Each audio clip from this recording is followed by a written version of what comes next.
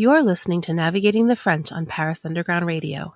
For more great content and a bonus episode of Navigating the French, please join us on Patreon.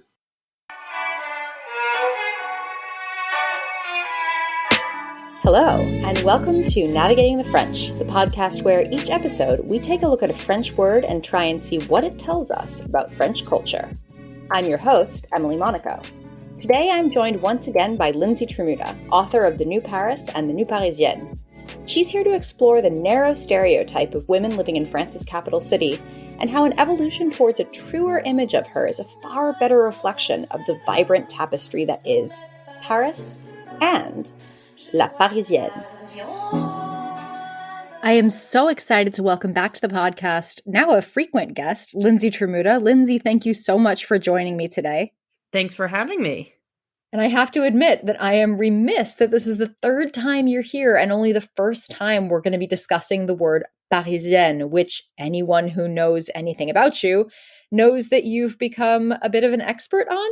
Can you tell me a little bit about your second book and what inspired you to write about the Parisienne and the new Parisienne? Yeah, so essentially, as we've talked about on this show before, my first book was called The New Paris and looked at all the various ways that the city has been changing. And, that happens through food, but not only. I mean, it happens through urban planning and urban design. It happens through the arrival of certain influences and trends, certain policy changes. And when that book came out, it opened up a whole number of doors in my journalism work to meet different kinds of people. I happened to meet someone who was sort of the catalyst. I mean, it wasn't immediate, but I met Aline Esmerdaman, who's a Lebanese architect who at the time was working on the redesign of the Hôtel de Crillon, one of the city's sort of absolutely grand and historic luxury hotels on the Place de la Concorde. Supposedly Marie Antoinette had music lessons in one of the rooms. So, something that's extremely iconic to Parisian history. And here was this non-French born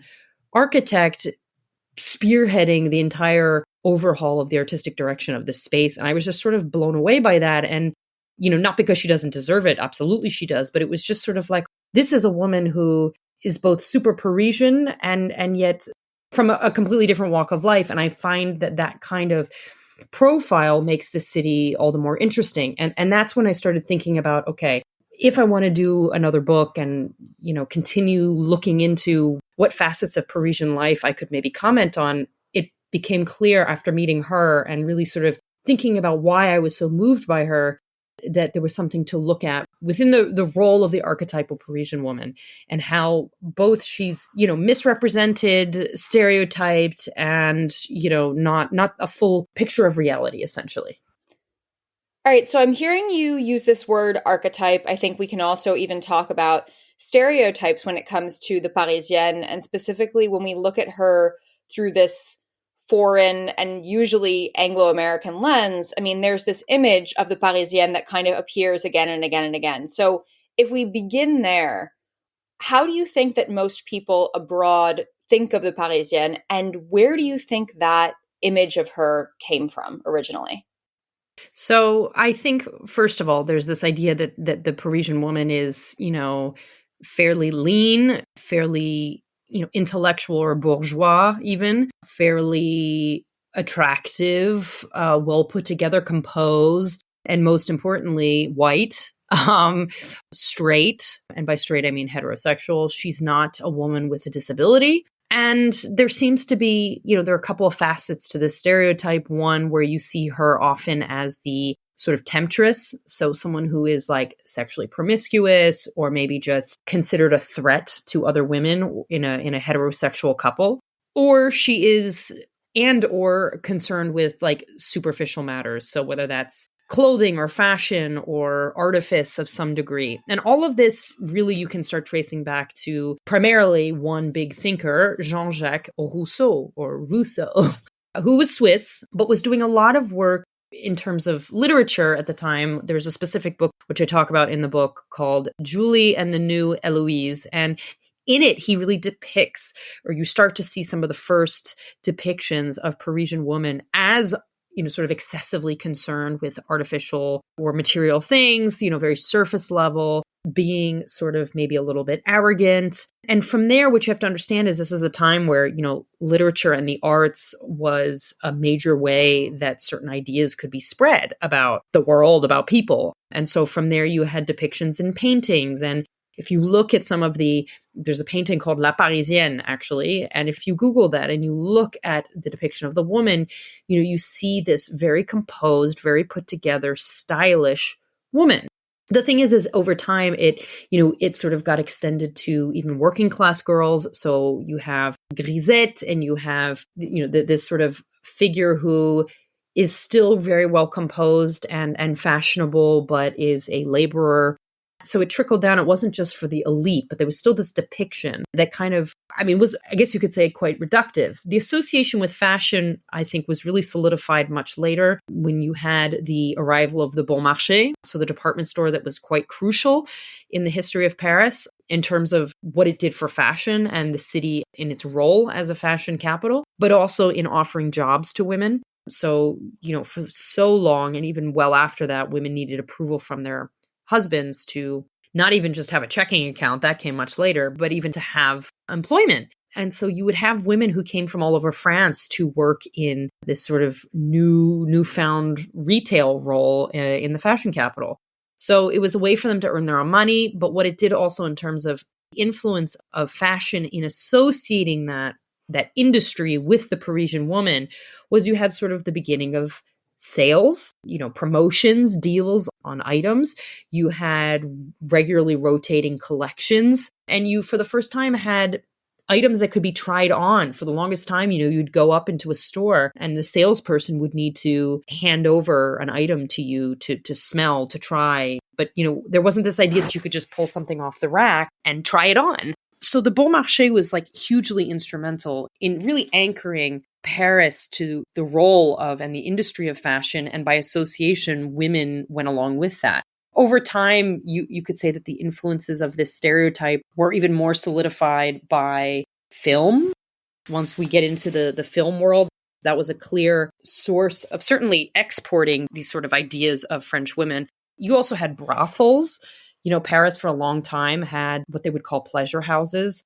And, there were some that were, very much tied to working class women who were considered inferior. And then there were, sort of like the pleasure houses or brothels or whatever you'd like to call them that were a little bit more elite, a little bit more elegant, and where women were sort of dressed up to the nines and men would pay tickets. And these were men in, elite circles as well who would venture into these spaces. And so when you think about how ideas get formed, whether it's, the association of Parisian women to fashion, whether it's to material things, whether it's to sexuality and promiscuity, you can look at all of these influences and see how the more they get portrayed in pop culture, the more they get exported in some way to a foreign audience, the harder they are to break.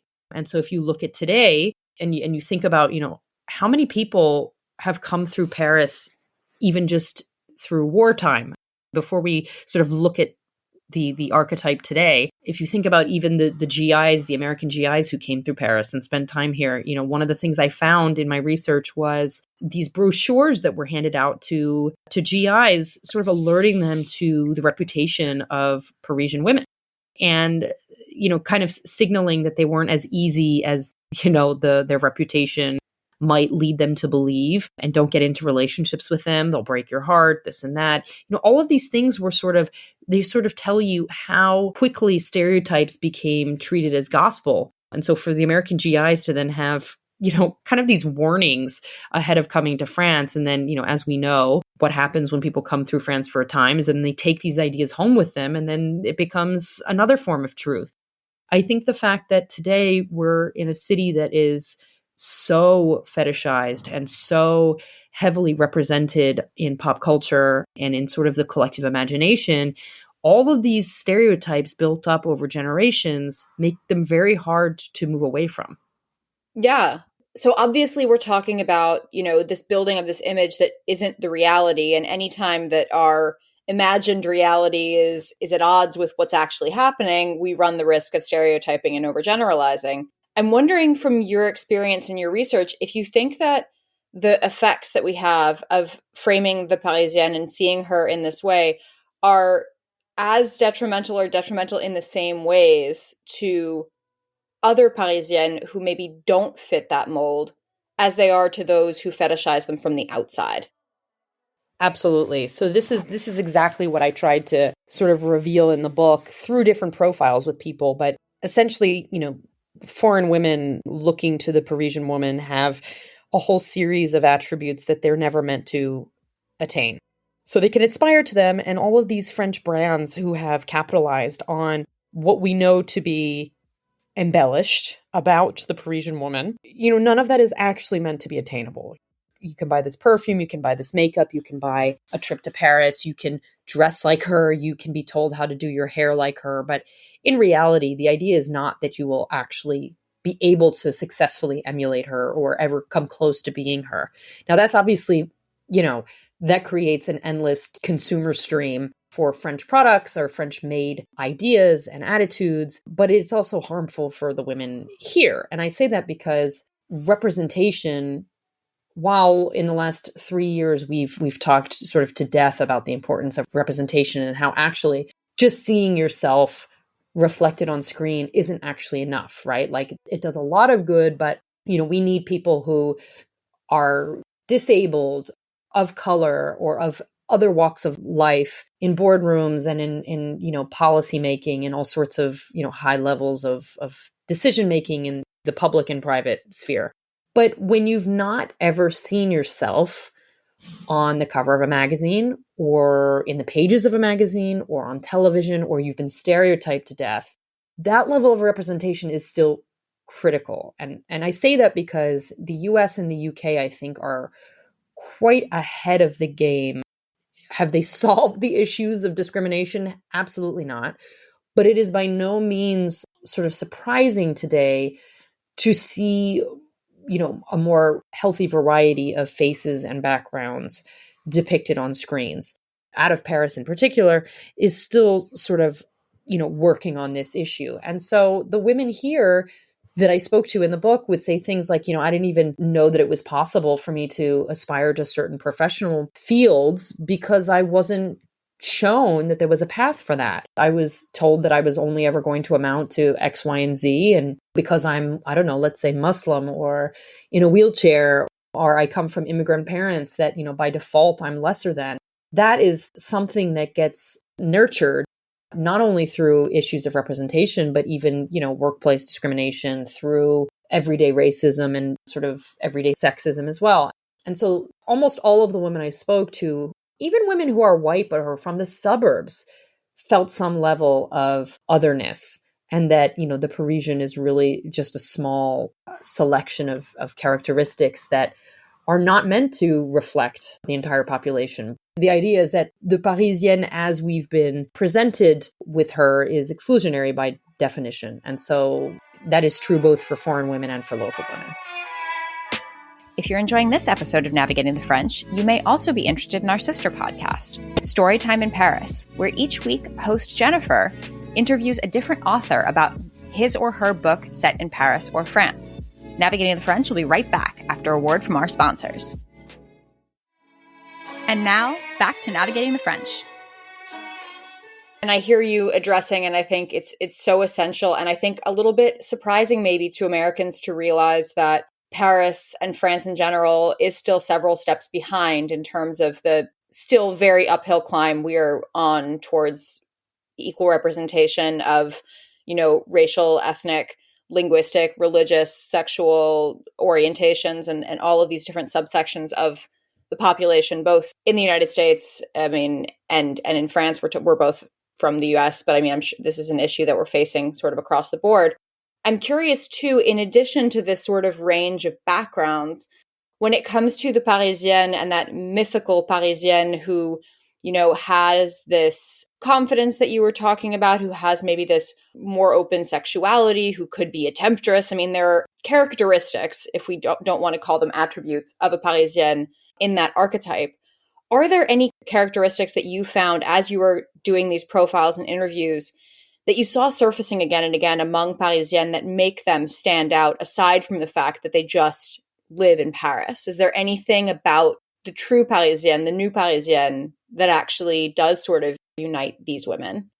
Yeah, I think the one thing that bears out is a sort of, in addition to confidence, is a real perseverance. And with that comes a little bit of a hardened edge, but not in a bad way. I think it's, this is a big city, much like, when I think of New Yorkers, I think of people who are kind of like hustlers. They go up against the grain, they go up against the grit, and they just soldier through it. I think to some degree, that's what I found in all of these women. They are extremely capable of turning any of the shortcomings they've experienced into a strength and channeling them into whatever they're doing in their lives, whether that's a creative pursuit, whether it's business. All of the women I spoke to are not willing to sort of take no for an answer. I'm not saying that that's necessarily unique to Paris, but it seemed to be, and it still strikes me when I meet other Parisians today. I mean, I really feel like there is something, if you can make it here, it's because you have this sort of like protective shell almost, like you're a fighter, you're inspired by this place, you want to create in this place, you want to make it work, you want to be part of its history. And I think that's the other thing that really looped all the women together, even those who weren't born here. I'm talking about even foreign born women, whether they're from the US or elsewhere in Europe or further afield. I mean, really, there's this idea that they can be part of something. And what's so great about Paris is actually that it is, and has been for so very long, international. And that is also the other thing I think that is not portrayed properly in foreign media.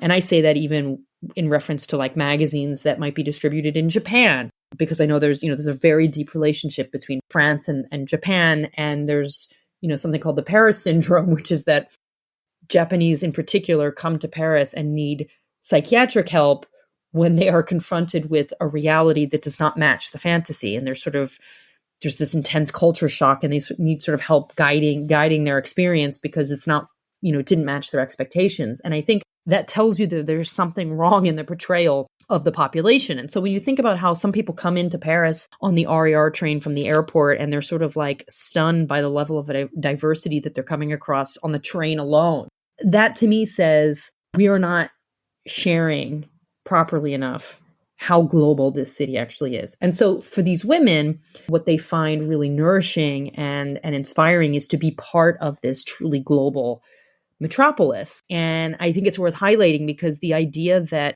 people have of the Parisienne is that she's, mostly white, and that any of the diversity you're seeing is necessarily from the suburbs. And that's not true either. Yeah, that's such a phenomenal point. And it's also such a long-standing reality that I think, it's coming to light now as though it were something new, when in reality, you look at a lot of people who left the United States specifically, and I, again, am very, Americocentric in my understanding of a lot of this history, but people who left the United States, and then I'm sure a lot of other places where they were feeling persecuted at home, and here they felt accepted. And there are obviously other reasons why people emigrated and arrived in Paris, but I think it is interesting to note that from the United States, we see Black Americans, we see gay Americans who arrive in France, decades ago and make a life here because they felt accepted in Paris.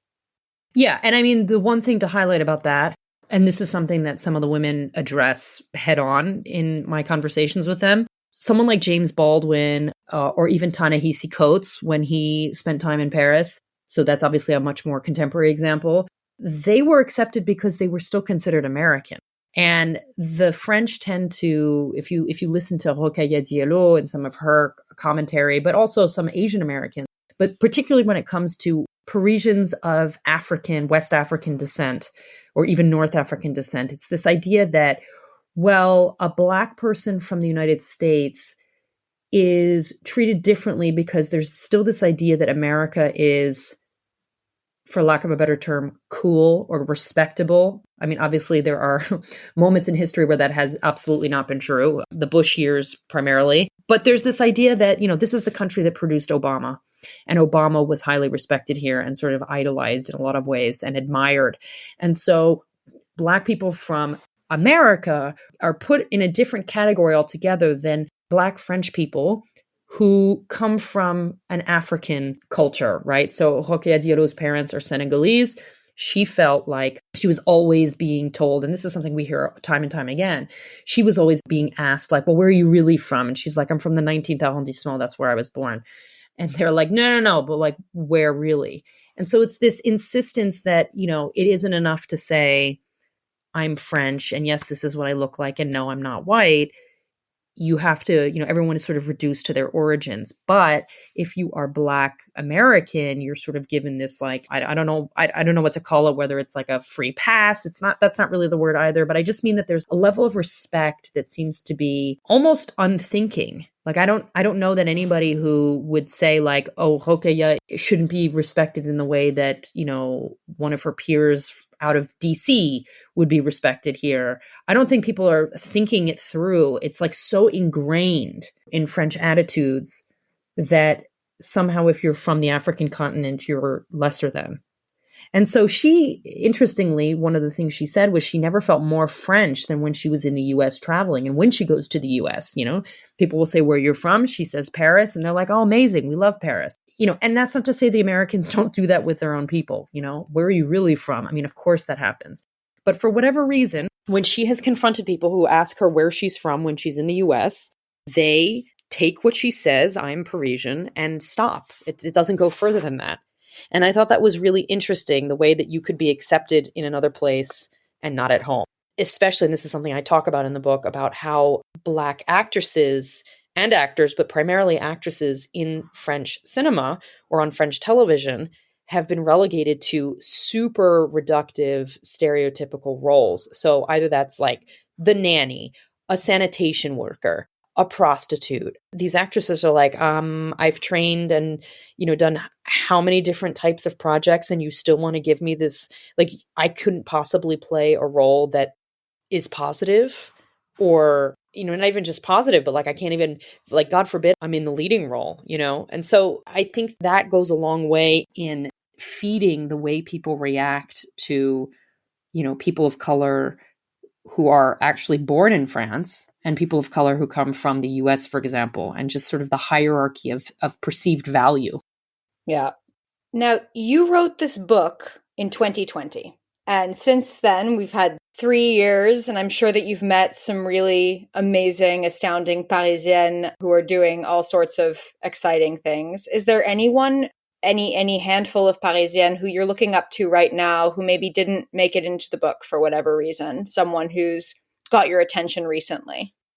Oh, yeah, absolutely. I mean, I'm constantly meeting women who I'm blown away by.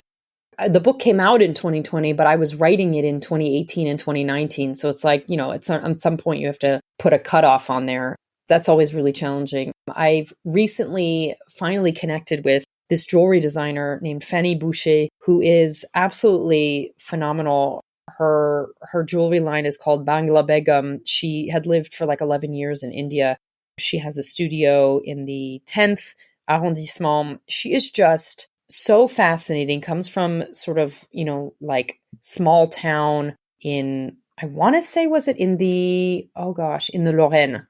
So, small town girl whose dream was to get out and move to Paris, right? So that is another theme that I came across quite a lot, especially women who grew up in the suburbs, so just like just over the periphery of Paris and who felt like that was a world away. And so Fanny, moved to Paris, then lived abroad, has moved back, has had all these fascinating experiences. And I just find her so, both creative and artistic and open on the world and philosophical. In the span of like 2 hours talking to her, we covered so many discussions. She's like super feminist as well. I don't know. I just found it like a breath of fresh air. Like I was meeting a sister, so to speak. In terms of someone else, there's a Lebanese chef who has been in Paris now for 2 years, also has lived all over. I mean, has lived even in Japan. And so a lot of her influences in her cooking will come from home being at one point Beirut and from her time in Japan. And she is the executive chef at Kubri, which is a contemporary Lebanese restaurant that opened in January or December, and really phenomenal. I mean, just so fresh, so vibrant.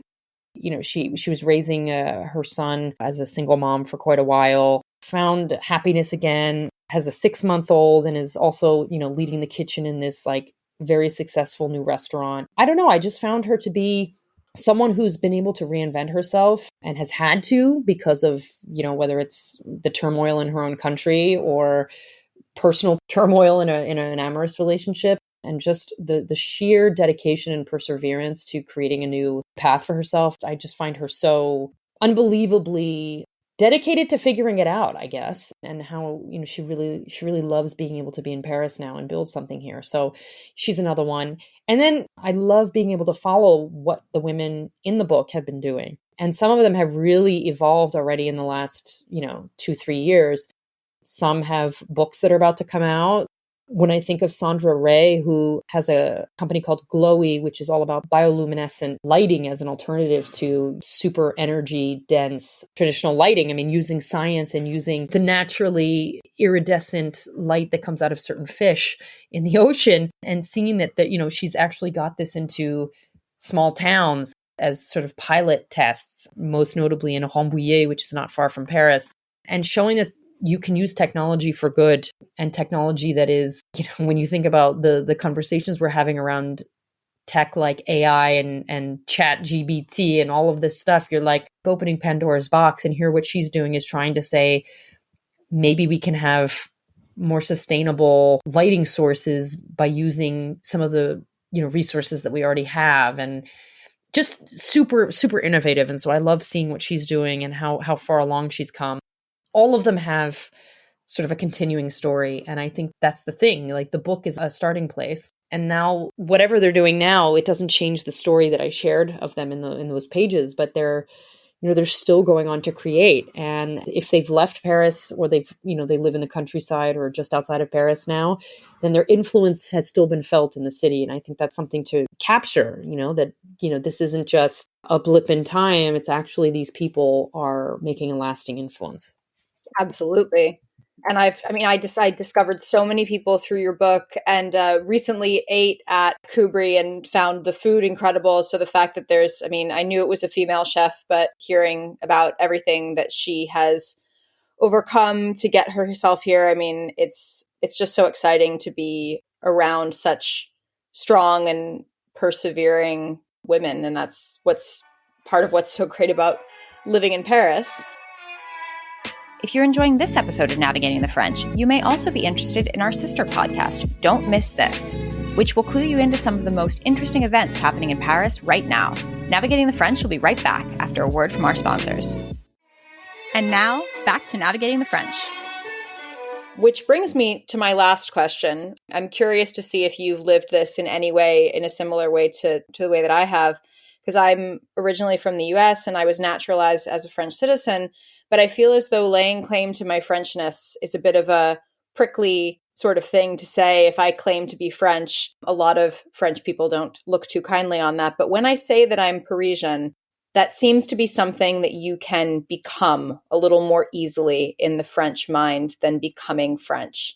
First off, is that something that you've experienced? And secondly, what does being a Parisienne mean to you today?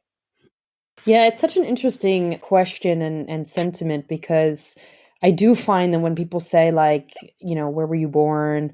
So you're American. And I'm, at this point, I've spent so much of basically all of my adult life in Paris thus far, in France in general. So, it's really hard for me to say, well, like, yes, of course I'm American, like that. Yes. But I don't feel like that tells the full story. And so for me to say that, I usually try to say I'm French American.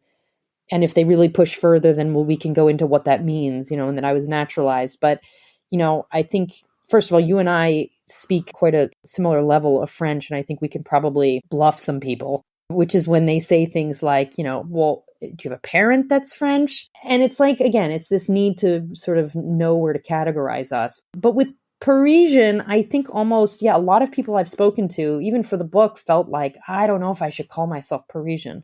And that was specific to people who were not born in France, mostly. That was like sort of I don't feel like that's a title I could take on. But I look at it as being like, New Yorkers, most of them are from other places. Like true New Yorkers are pretty limited in number. Even if you're from across the bridge in Jersey, you still weren't born in New York. And yet people will lay claim to that New Yorker title if they've been there a certain number of years. I don't know whatever. There's probably not like an actual minimum number of years, but whatever you feel is the amount of time. And for Paris, yeah, I absolutely feel I'm Parisian. And so, usually the comment I'll get is that I'm like the most Parisienne des Américaines. Whatever, they have to throw in there that I'm, still American. This is a whole other conversation. But I do think that it's fluid. I definitely feel Parisian. And what does that mean? It means, the same thing I found true for all these women I've interviewed, that they, I feel like I'm a bit of a hustler. I feel like I'm really committed to making things work and doing things to contribute to the city, whatever that might be, even if it's just through writing or through sharing a certain side of the city. But, I think it's being part of the next chapter in its history and also being very connected to what happens here. So I feel like at this point, I feel more Parisian than anything else. Amazing. Well, thank you so much for joining me on the podcast once more. I really appreciate you sharing. Do you have any upcoming projects that are exciting to you? Are you working on a third book or anything like that? Well, there's the idea of a third book, but it would be very different and it hasn't happened yet, but stay tuned. There could be something. But in the meantime, I'm still writing, still talking to people and trying to always get a sense of how the city's evolving. And we'll put links in the show notes to where you can find Lindsey online, and specifically her podcast, the New Paris Podcast, which is a fantastic way to get to know some of the fantastic people making Paris the city that it is today. This has been Navigating the French. You can find more from me, Emily Monaco, at Emily_in_France on Twitter and Instagram. This podcast is produced by Paris Underground Radio. To listen to other episodes of this podcast, or to discover more podcasts like it, please visit parisundergroundradio.com. Thanks for listening, and à bientôt. This episode of Navigating the French was produced by Jennifer Garrity for Paris Underground Radio. For more great content, join us on Patreon at patreon.com/Paris Underground Radio.